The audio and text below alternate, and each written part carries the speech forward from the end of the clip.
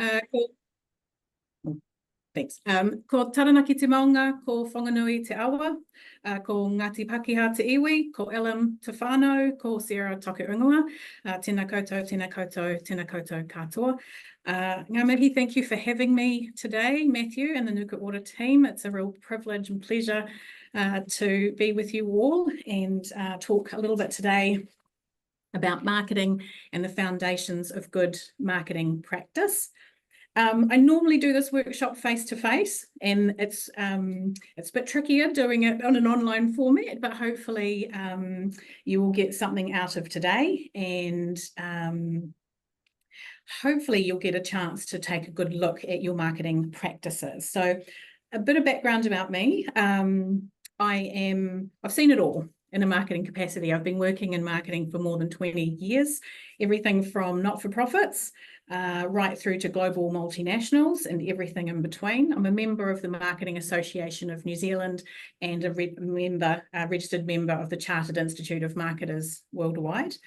I've worked with everything from having no budget and no time and no resource right through to having it all, which is lovely, but it doesn't always solve the problems. I'm also the mum of a very active 10-year-old girl, and I spend a lot of my time with various sports codes, from touch rugby to basketball to gymnastics, squad swimming for surf lifesaving. So I am very often on a court, on a pitch, at the beach, doing something, running around. So we're a sports family. And I did this presentation for Sport Taranaki, and the team there, I know, got a lot out of it, many of the codes that attended. So what we're going to look at today is what you could be doing, understanding your audience, your stakeholders, your channels, making a marketing plan, why that's important. We're going to touch on what a brand actually really is and how it's best to build a strong one. And we're just going to lightly touch, if time allows, on some of those opportunities for telling your sports code story. So let me just share my presentation with you. Can everybody see that? Matthew, do you want to give me a thumbs up if it's working? Great. Does not want to go to the next slide. Hold on. There we go. I thought I would start with this quote. I'll let you read it. Strategy without tactics is the slowest route to victory. Tactics without strategy is the noise before the defeat. So just like sports, with marketing, there is a need to have a plan. The right equipment, the right resources to get the win. I know a lot of you are sitting there going, I just want to know what to do on Facebook. I just want to know what to do on Google. Please tell me what magic silver bullet button I can press to get great marketing results. And fundamentally, there is no silver bullet. There is no magic one thing I can tell you. Just like a really good strategy on the pitch, you need to have that marketing strategy, and you need to have the tactics. And that's your tools, your Facebook, your Instagram, your Google, your flyers, your signage. Those tactics, you need to have them, but they need to sit in support of your marketing strategy. We will be doing a follow-up session. If you missed the first one we did, which was all about your social media channels and Facebook and things like that, we will be doing that again, I think around August, Matthew and I were just saying. So that follows on from this. So marketing is no different. You need to know what's the goal, who's playing a part, and when and how we're going to do it and how we're going to get there. So we're going to look at what is marketing fundamentally, your audiences. We're going to start on a one-page marketing plan, which is what was one of the documents that I emailed. And we're going to look at some communication basics and leveraging your own sports code story. Right. So first of all, what is marketing? A lot of people conflate and confuse marketing with advertising, and it's simply not that. Marketing is the bigger piece of the puzzle, and it sits above. It is the discipline. Marketing is the discipline. And underneath marketing sits these 5 things. Sales, that's your fees and subs and hall hires and things like that. Your advertising, so that's the things that you might be familiar with, your Google, your website, your Facebook, your brochures, your events. They sit in that advertising space. Your public relations sits under marketing as well. And that's everything from having a conversation with the neighbours next to your club rooms, right through to media engagement and dealing with your local media outlets, your radio, your press, your local magazines, that sort of thing. Your brand is a piece of the marketing puzzle, and we'll touch on brand today and what that actually is. And your sponsorships. So in a business environment, it's about those sponsorship relationships. For you guys, much the same applies, but from the other side. It's if you're looking for sponsorships or increasing your sponsorship revenue for any of your clubs or codes or teams to fund trips away, to fund events, then those sponsorship marketing relationships are super, super important. So I like to say marketing sits in service of your business goals. And your code club organization is the business, and you will have an AGM and you will sit around and you will decide what are the fundamental things that you're trying to achieve for your code or club in the coming 12 months. And those people around that boardroom table or at the highest level of your organization should communicate what is the primary goal for the business, for the organization, and that should sit at the top of your marketing plan and determine what marketing activities are going to occur across these 5 pieces of the puzzle that will help point you towards that goal. So if you know, maybe scribble it down on a piece of paper, what are your organization's goals as a business unit, as an entity in this coming year? Is it revenue? You know, do you want to upgrade your club rooms? Do you want to purchase new equipment?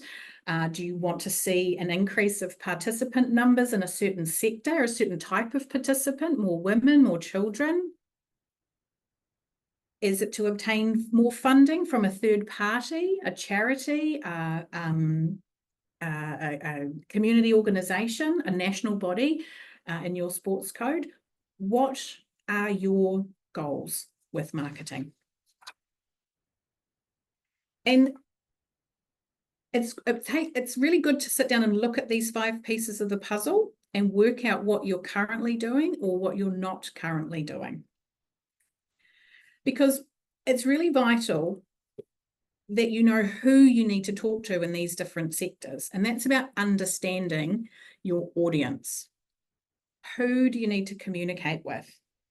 Now, I can't see any of you, so I'm hoping you've all got your piece of paper there that's called your audience table. It's a very simple table, and if you don't have it, that's absolutely fine. You just need a piece of paper, or even on your phone, you can make yourself some notes. Write down all of your key stakeholders as a list in the left-hand column. Write them down on a separate line. And they might be club members, parents of participants. They might be neighbours, are a stakeholder. Might be people like third parties or entities, bodies like Nuka Ora, or your governing body or Sport New Zealand, the Olympics Committee New Zealand, I don't know. Your board members might be stakeholders. Your sponsors will definitely be stakeholders or audiences. So if you write those all down in the left-hand column in a separate space, then I want you to think about, so this is a really vital part of building a marketing plan, which I've also sent as an example. But what you really need to know is who are you communicating with and what do they need to know. In the second column, it's about writing down what they mostly want to know. We found when doing this workshop with other sports codes that everybody was blanket communicating everything that was happening. to their entire database, to their entire Facebook feed, to their entire, newsletter drop list, whatever it might be, without taking a moment to consider that their audience doesn't need to know that, all of it. So in that second column, write down what they most want to know. Do they want to know how much their fees are this term? Do they want to know what their sponsorship funds were spent on? Do they want to know that you went over budget on upgrading the changing rooms? I don't know. Not everybody needs the same information.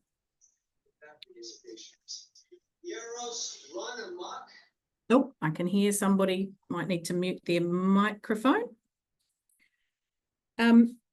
Yeah, not everyone has different pain points and in terms of what they need to know and what you need to address in your communications or in your marketing outputs. So if you're, for example, having a big annual event, you might need to communicate, one, with your board members that it's happening and what sort of money's been spent on it, or what goal this is working towards. But for your neighbours in your community, that's more about the how, when, what, where, why. That's the fun stuff. That's the advertising piece of the puzzle. That's the flyers and event stuff on Facebook. That's the this, that's the that. It's ensuring that the right people are getting the right information. Same with simple comms, like netball's cancelled on Saturday because of the weather. Make sure you're communicating what people need to know, not what you want to tell them, but what they need to know, what they want answers towards. It's really key that you understand who those key audiences and stakeholders are and adapting your messages to them as best you can with the limitations in time and resources that you have. Ensure that whoever is responsible for your communications, for managing your Facebook page, for sending your emails, for drafting content for advertising, is fully aware of the intended audience.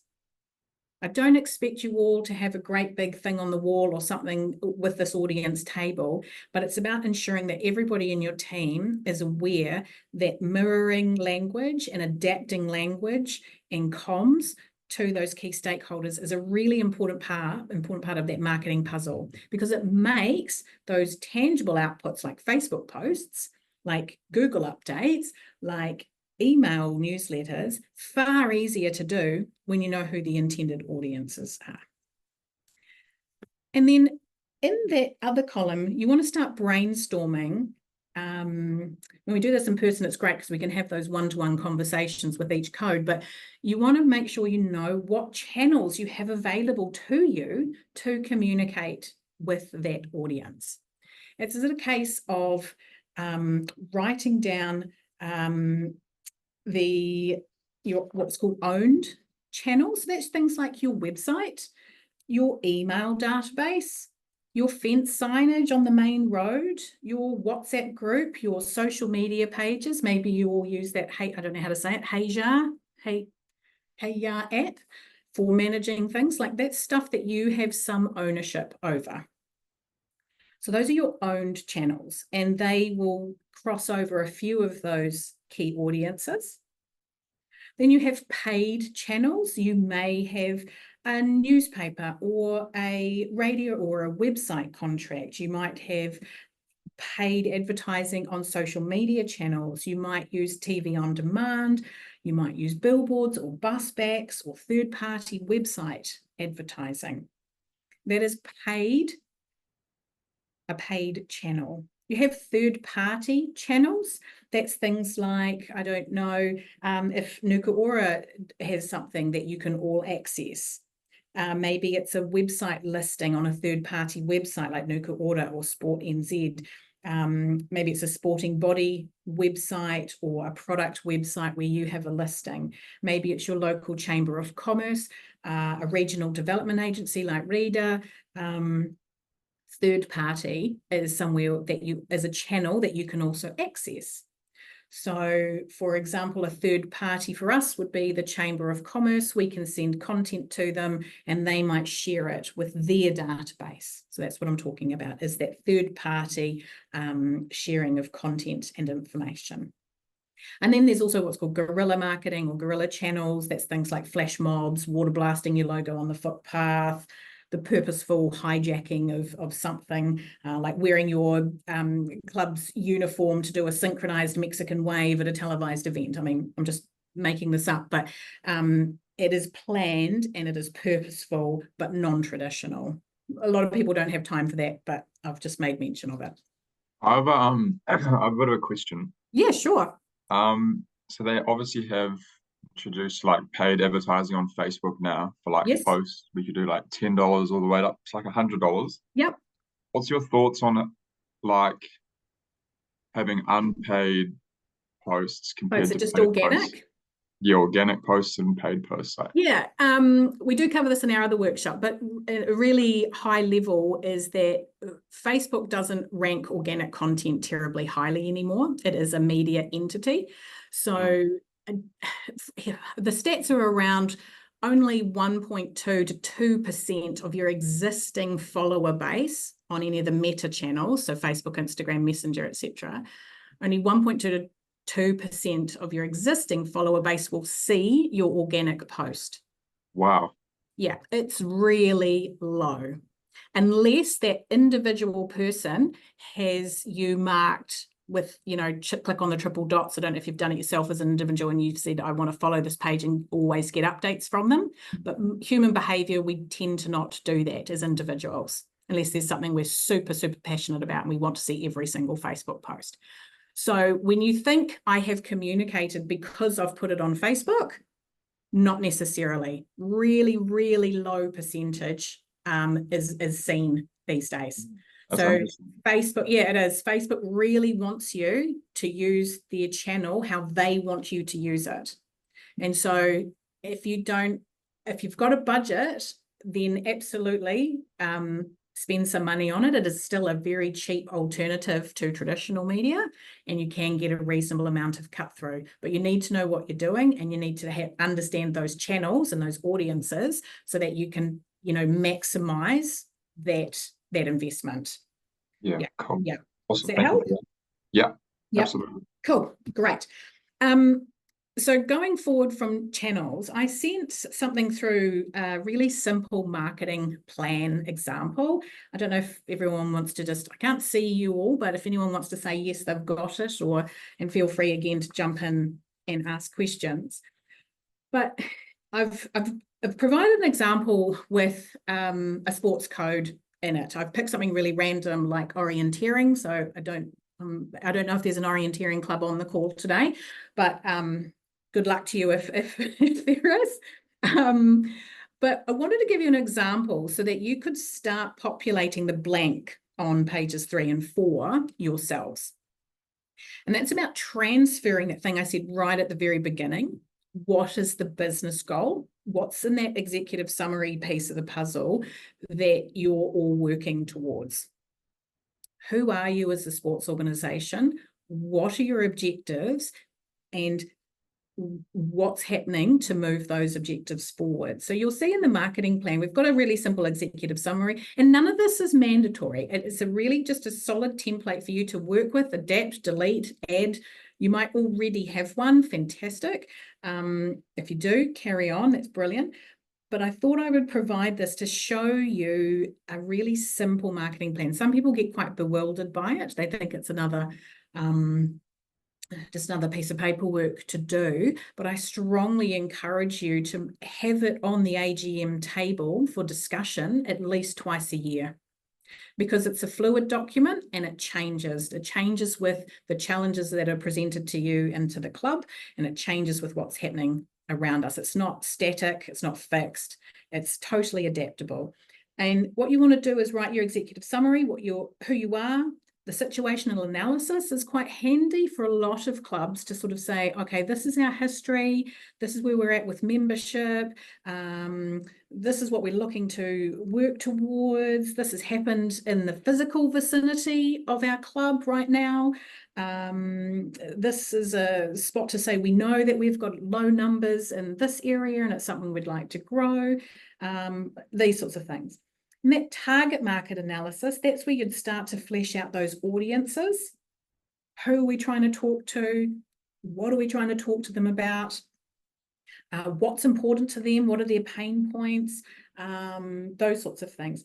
Problems and opportunities, that's when you've got that feedback from the AGM, from the board report, from the day-to-day activities that you're doing in your club to sort of say, we know we're not getting the cut through, like whoever just spoke up just before, thank you. We know we're not getting cut through on our Facebook. That's something we might need to work on. It's a problem. We've got the channel, but maybe we don't have the time or resource to work on it. And we recognise that it's something that is a bit of a problem that we need to resource or figure out. It might be around volunteers. We heard that from Sport Taranaki, the Taranaki codes and clubs, that they were having real trouble getting a few volunteers into the club with more regularity. So pop down those problems so then you can start to work through how your marketing tools, tactics, outputs are going to try and address those problems. Also, the opportunities, make sure those are written down. Like, have a good look, have a big brainstorm at your AGM around where are those opportunities. Oh, we're on a main road, we don't leverage that, we could possibly have a billboard. We've got a new high school being built in the vicinity, that's a massive opportunity for us. We've got two squads going to the nationals or overseas, or somebody in our club's going to the Olympics.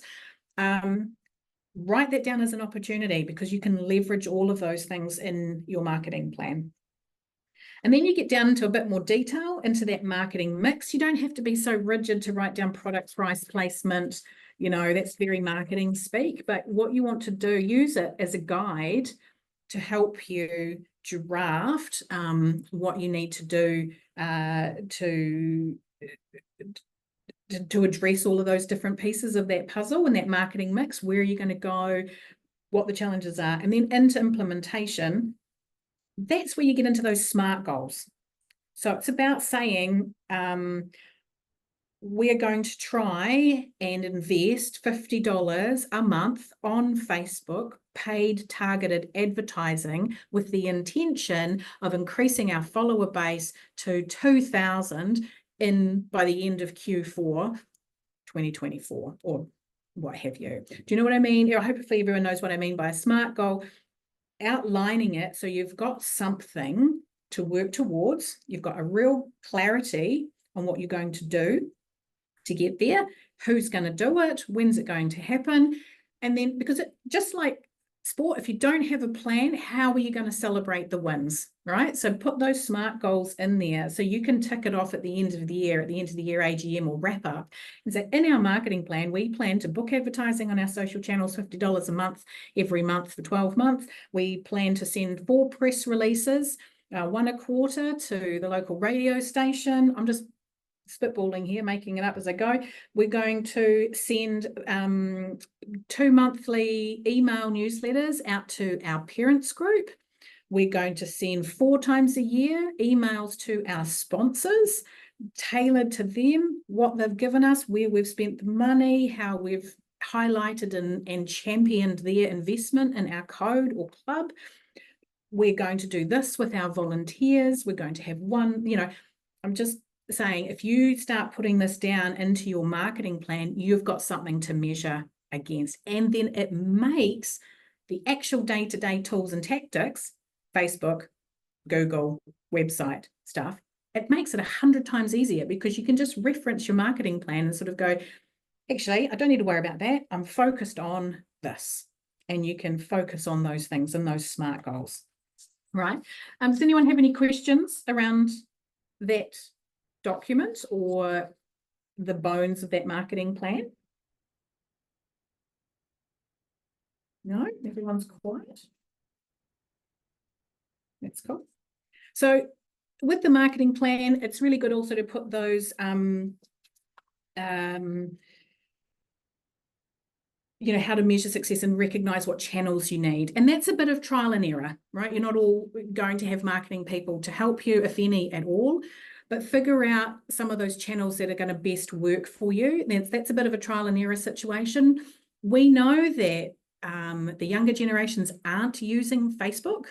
So if you're one of your key audiences, are the youth, are our tamariki, then make sure you know how to talk to them. And is it Instagram? Is it TikTok?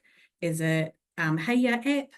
How are you going to communicate with them if they're an important audience that you need to communicate with? You know,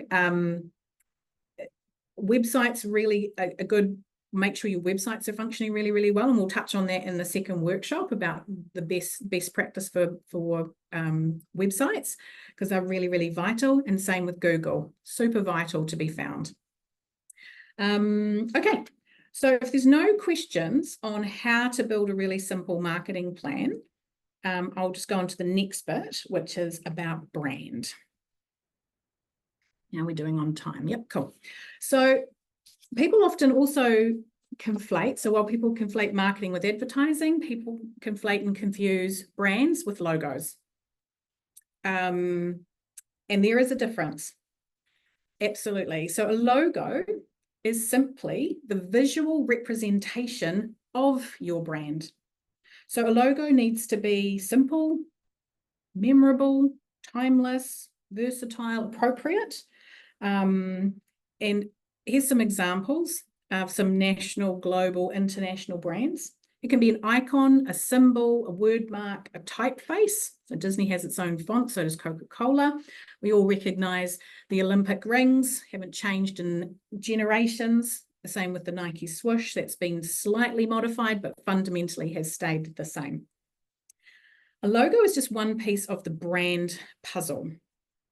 So you have your logo, and then you have what's called a visual identity. That's part of your brand. And that is all of those tangible outputs, your advertising, your signage, your uniforms, brochures, flyers, proposals, social media, website, merchandise, tangible, visible outputs. That's your visual identity piece. Here's just an example from a local club here called the Wolverines. And they do a really good job of keeping everything consistent on their brand colors, everything from their marquees through to their website, through to their emails, their uniforms, everything is consistent. And consistency, if you take nothing away from this meeting today, take that one word away with you. In marketing practice, consistency is one thing that will serve you very, very well in building a strong, recognizable brand and market.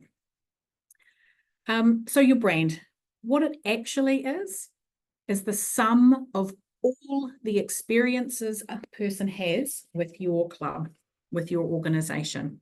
That is public perception, reputation, player experience, like being part of the team, your history and heritage, your people's behavior on and off the pitch, how people feel about you, your tone of voice and how you are if somebody rings to ask you a question. Excuse me, do you know how much it's going to be for term 4 for my daughter to play basketball? How you respond to those is your brand, right? It's how you communicate, it's your mission and vision, what you're trying to achieve, it's trust, the sum of all experiences. Think about yourself just as an individual, as a person, about a bad experience you've had with the brand. Someone cut you off in traffic, flipped you the bird, drove dangerously, and you've gone, I'm never doing business with that plumber. What a wally. That's that plumber's brand, right? Someone who was rude to you on the phone when you were ringing up, or they took 3 hours to answer their phone, that's your perception of that brand. When you think about a good brand experience, like amazing customer service. You've been somewhere to grab a coffee and people will recognize your name. An unexpected bonus gift with something you've purchased, a check-in phone call a few weeks later after you've had a major service on something, your car, your house, to check that you're happy. How nice is that as a human, as an individual? That is that brand's, that is their brand, right? And it's the same for you. You can manage your brand perception. There's a couple of ways you can do it, is making sure it's part and clearly communicated the expectations of how people treat your brand. You can have brand guidelines. I don't know if anyone wants to just say yes or no, if anyone already has brand guidelines, or thumbs up or react if you already have one in place and that you use them. No, nobody? Yeah, we have our brand guidelines here at Nuku Order that we do follow. Perfect, great. And so the reason why we have brand guidelines is to create rules, and the rules are really important. So here, I mean, you'll get a copy of this from Matthew. This is like unbelievably simple, so please just scribble this down. But understanding what your brand voice is, what the brand rules are or language rules are, is really, really helpful for maintaining that consistency. Is your brand voice humorous, serious, professional, flippant? You know, are your brand rules, we only use lime green, we only use charcoal? What language rules? Do we use emojis? Do we use American or English spelling? Yeah, all sorts of things like that can play a part in understanding how to create that consistency with your brand. And then you have those more detailed things like your logos, your word mark, your fonts, your colors, etc. I've got an example I can show you from the Taranaki Rugby Football Union and also our own. Just somebody is asking a question and I can't see that. The person is welcome to ask the question. I can't see who's. Oh no, just a question. Yes. Sorry. That's all right. In regards to target audiences, especially with the sports club, and being consistent with your brand guidelines or brand rules, our target would be basketball for kids. However, it's the parents that we want the buy-in for. Yes, absolutely. How would we be? So how would we be consistent with those different platforms of the kids having a buy-in, but then the adults, the parents, having the understanding, the comprehension? Yes, sure. It's possibly a case of ensuring that you've got understanding what those parent pain points or needs or communication needs are, and making sure when you're communicating with them about the cost for the term, the uniform expectations, the training expectations, whatever it is that you're needing to communicate, that that you clearly define those. But are you saying, what are you saying, keeping consistent in terms of language, like you want to make it more fun for the kids and more serious for the adults?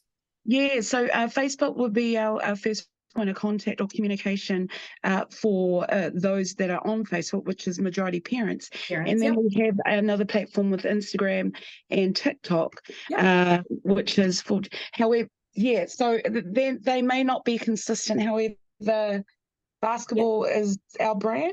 Yeah, does absolutely. That make sense? Yeah. I wouldn't expect anyone to, adapt it absolutely and choose a different tone of voice for Instagram versus Facebook. You probably don't have the time or resource to do that, and you can link those two together, obviously. So whatever post you put on Facebook will pull through to Instagram. You don't want to reinvent the wheel every time you're doing something. It's more around that consistency of your logo, your colors, your language, and ensuring that if you're talking about, if you use the word basketball, that you use basketball and you don't use b-ball or some other thing. So there will be certain things and you'll need to work that one out and make sure the whole team's on the same page around those rules that, yes, you can use emojis and like 5 exclamation marks in Instagram, but just don't do that on Facebook. That's going to annoy our parents, you know. It's just making sure that your team is clear on what they need to do to maintain that consistency. I'd say put parameters in place, but be flexible with them, I suppose. But make sure some of those fundamentals around your brand colors, your logo usage, how people represent your brand when they're wearing a uniform, things like that. Just make sure that it's been communicated, that they know what's expected of them. Oh, no, that's great. Thank you so much. That's all right. Hopefully that helped. Did anybody else have any questions of a similar nature? Examples are always better to talk to. So I've gone forward one too many slides and I can't go back. Here we go. That's a really basic, very, very basic brand guidelines example. And I just wanted to touch on communication. So I've just briefly mentioned it before we wrap up for Q&A, is those communications pieces. We often see in sports codes and not-for-profits and people in group and organisations that are time poor and resource poor, that we try and put everything out. And as humans ourselves, as members of the public ourselves, we know how little time we have. So we're time poor and we're resource poor, and we hate clutter as individuals, as humans. And there's a lot out there bombarding us every day. So when you're talking about and putting out your comms across all your different channels, just try and keep in the back of your head that less is more. That old adage actually is true. Remove the clutter, lighten up the content, and make sure you're addressing those pain points. Is it open day, Saturday, 9 till 2? Come along. Keep it simple. You really don't need to say to people, there's a sausage sizzle and Johnny the Clown and this and that, and have 300 pictures of 300 different things. Lighten it up. Less is more. Make it inviting. Same with inviting people to, I'm just trying to think of real world examples here for you. Fewer words, remove the clutter, cleaner images, consistency of language. When you're talking, that's about that consistency word again, consistency of language. Make sure everybody's on the same page. Mirror language, and that's really key, is about keeping your ears open when you're on the court, chatting to a parent, getting an email, that you are hearing what people are asking of you, and then that you are mirroring that language back to the intended audience. If you're getting 10 parents asking you, you know, how much are the fees next term, that's a piece of content for you, right? If you're getting questions about uniforms, that's a piece of content for you. Put yourself in the audience's shoes. What do they need?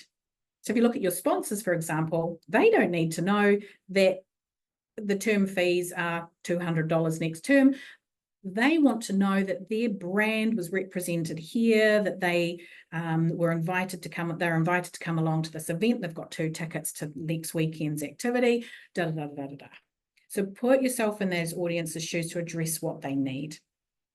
Make sure your internal team, whoever it is that's responsible for putting out those comms, it doesn't have to be a weighty exercise. Just make sure you have those internal comms conversations about consistency, what your brand is, what it stands for, what your expectations are. So you're all singing the same song. Oh, we have a question, Luana? Oh, yep, go for it. Sorry to interrupt again. No.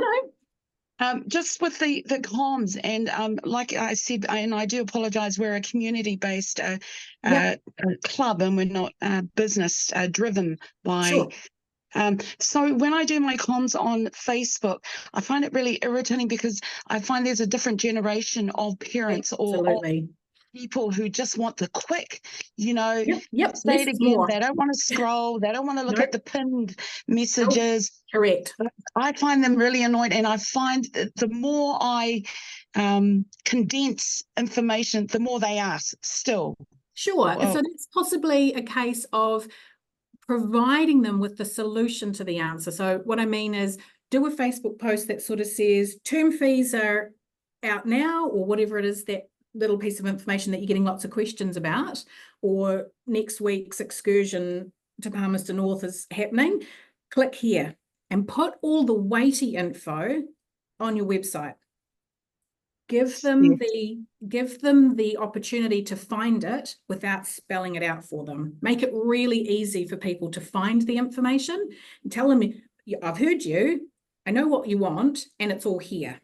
And then you've done that work in the back end, so you don't have to spend 3 hours of an evening answering Facebook questions. You've done it once, it's on the website, then you do your social media post that sort of says, here's all the information about X, it's all here, you know? And then it's about making sure you've giving them the information, you've heard them, you're answering them, and you've made it really easy for yourself with the time and resource that you've got available to you. So get it all down somewhere, put it on the website, and then just share a link. Yeah, no, that's exactly what we do. We've got our website, and I'm always referring, and I feel as though I'm not doing it justice, because I do answer everything on Facebook. And then I say refer to website, but they don't, because I've already answered, and I continue. So I'm contradicting myself. It's quite a I appreciate your frustration. We have very similar conversations here as well. And there's no quick fix, but one of the things I suggested is that you do a little ongoing piece of comms around the fact that you are a community organisation and that you only work X number of hours a week, and you're passionate about your sport. And you just tell that piece of the story, and it's just filtered through all sorts of things that you do, whether it's that you champion your volunteers as a piece of content, like meet Joan, she volunteers 3 hours a week and does this for us and does our bookkeeping, or meet Bill, he drives our kids to, sports codes on the weekend that can't afford to get there themselves. So you tell that piece of your volunteer time poor story in a way, so people are then aware that you're time poor, and you'll find over time, it's not going to happen overnight. Over time, people start to understand that piece of the puzzle and are less likely to badger or, demand of you when it becomes more human. And so it's about adding that into your comms plan, into your marketing plan, that you want to tell that piece of the story. That's a really important piece. And it's to mitigate that time that you're having to spend answering the BS questions that are flying at you when you're trying to go to bed of an evening. I do appreciate the pain point there for a community organisation. And we're all terrible parents, aren't we? We're all awful. We just want the answers for our particular individual problem, with as least amount of time and effort as is required. But I can only encourage you to, as you're doing, try and put those things on your website, or maybe make a little video.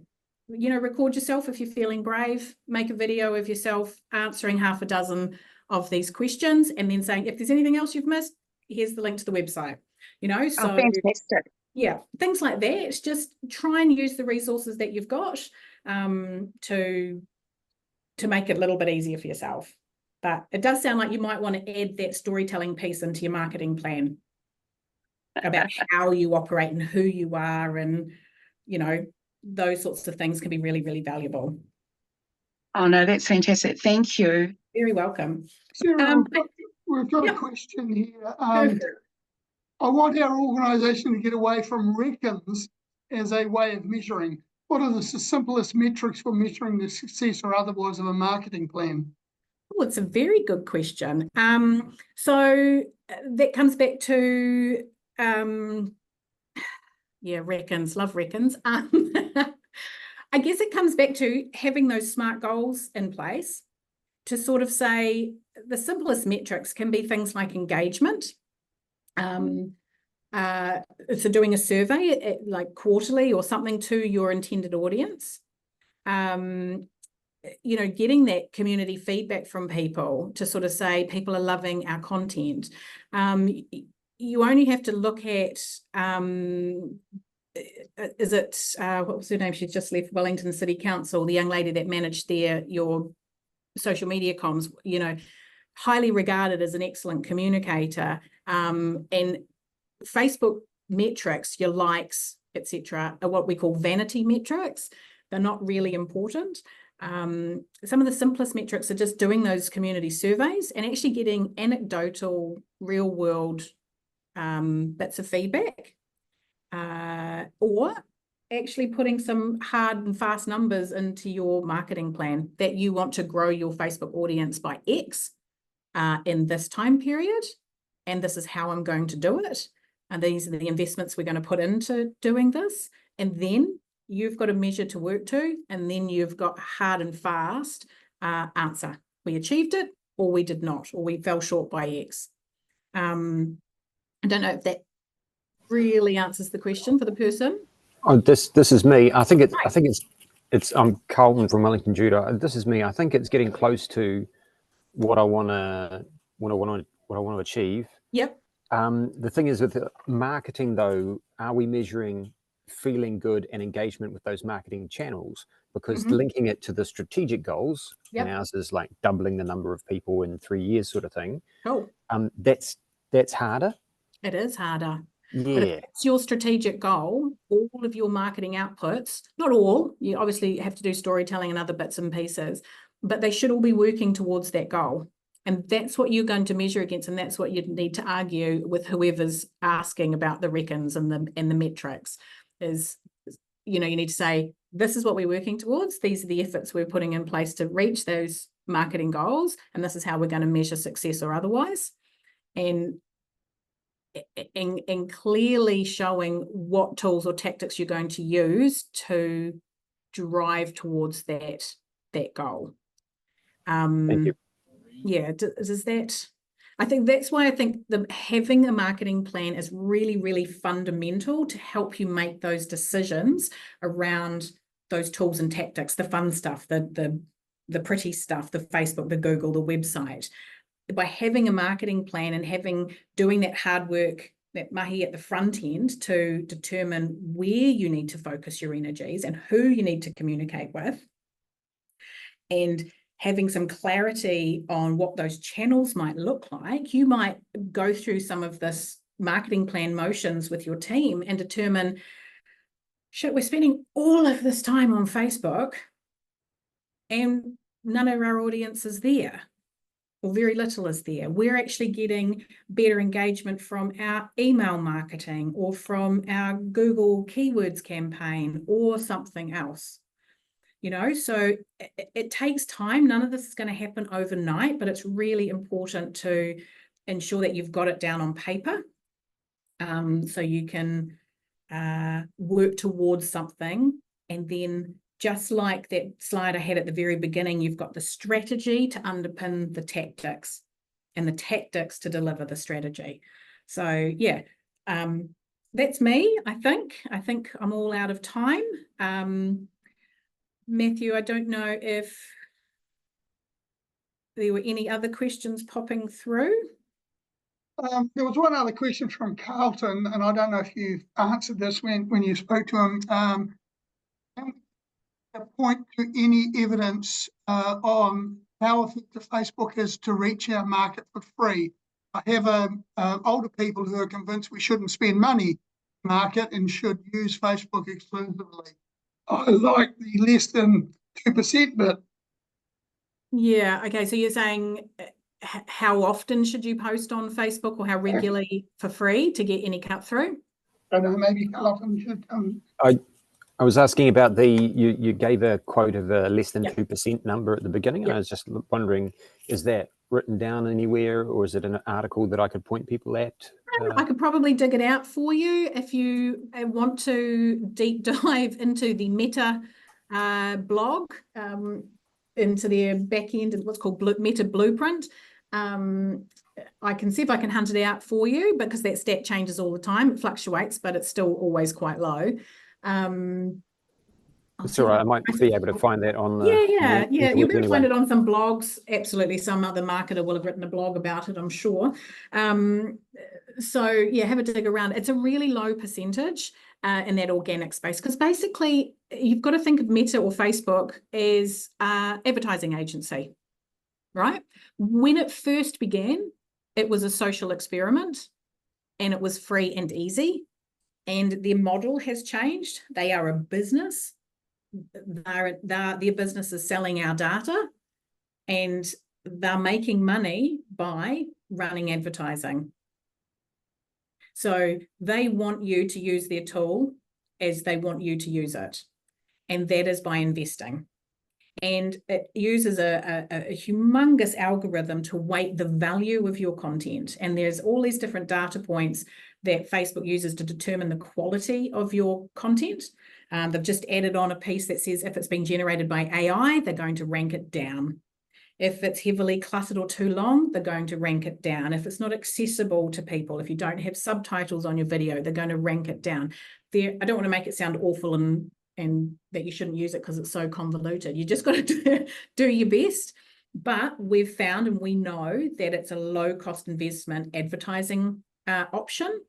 It can increase your audience share by tagging in people like your sponsors, like your neighbors, like the national sporting body you belong to. It increases your audience, which then can grow your follower base. And then, you know, if that's one of your goals. So it's an absolute beast. We could do a workshop on it alone.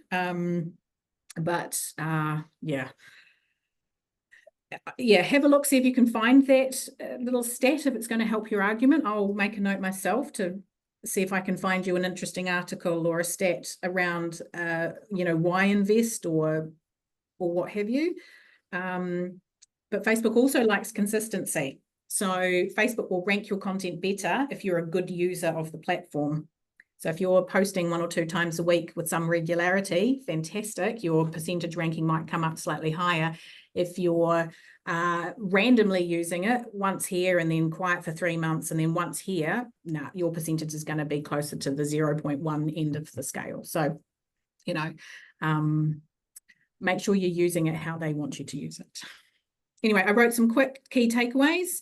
We got time, Matthew? Yep. Though pretty clear there, 100% clear what you're working towards. Listen and mirror the language, so you're speaking the same thing as your audience as best you can. Insist on brand consistency. You never see Whitakers in New Zealand, the All Blacks, Hellas sausages, add emojis, add bright colors, do wobbly things in Canva. Stop playing and start being consistent, because consistency builds trust, trust builds inquiry or engagement. So less is more. Understand your channels, who's your audience, what channels have you got available to you and how best to use them. Trial and error. Make sure marketing is on the agenda at the AGM and assign roles to people. Put it on the agenda. Leverage the content that you have, because you'll all have amazing content.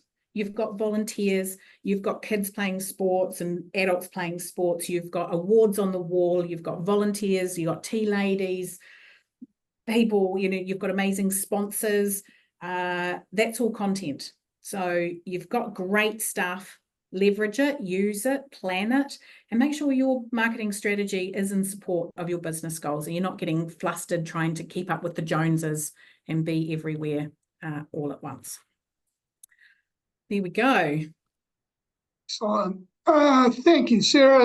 That was sensational. That's followed on from the previous one we did last month or 6 weeks ago.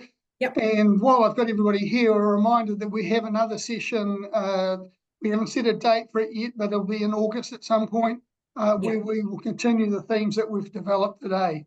So, yes. Sarah from Nukuora, thank you very much. It was sensational. Learned a lot. You're very welcome. Thank you all for having me. My colleague Nicole will follow up with the next workshop, which will be more about those tools and tactics. So you've got between now and August, I guess, to work on that marketing plan and work out what channels you might want to have some time and attention on. I think we're going to cover mostly Meta products and Google and websites and things like that. So yeah, look forward to seeing you just then. a reminder to everybody, I said at the start, there was a couple of documents. If you haven't received them, just email me directly and I'll send them out forthwith. So apart from that, kia ora everybody, have a fantastic rest of your day. Yeah. Thank you.